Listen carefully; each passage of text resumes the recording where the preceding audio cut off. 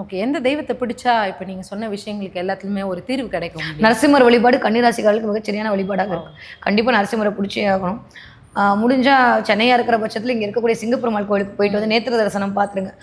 இல்ல வேற ஏதாவது உங்க வீட்டு பக்கத்துல கூடிய நரசிம்மர் கோயிலுக்கு நீங்க போயிட்டு வந்து அத நீங்க டவுட்லாம் கேட்பாங்க. யோக அதனால எந்த நரசிம்மர் வேணா பண்ணுங்க. எதுவா யோக இருந்தாலும் நரசிம்மரை பண்ணீங்கன்னா சந்தோஷம். நரசிம்மருக்கும் சந்தோஷம், உங்களுக்கும் சந்தோஷம், உங்க கூட இருக்கவங்களுக்கும் சந்தோஷம். அதனால நம்மளுக்கு இப்போதைக்கு தேவைப்படுறது கொஞ்சம் மன அமைதி.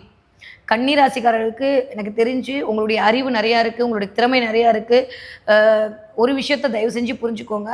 உங்கள் கூடயே தான் உட்காந்துருப்பான், உங்கள் கூட தான் வேலை பார்ப்பான். உள்ளே போகும்போது முதலாளிகிட்ட உங்களை போய் தப்பாக சொல்லிட்டு வெளில வந்துடுவோம். அடுத்த நிமிஷம் உங்கள் வேலை காலியாகிடும். அதனால கூட இருக்கவங்கள தயவு செஞ்சு நம்பாதீங்க.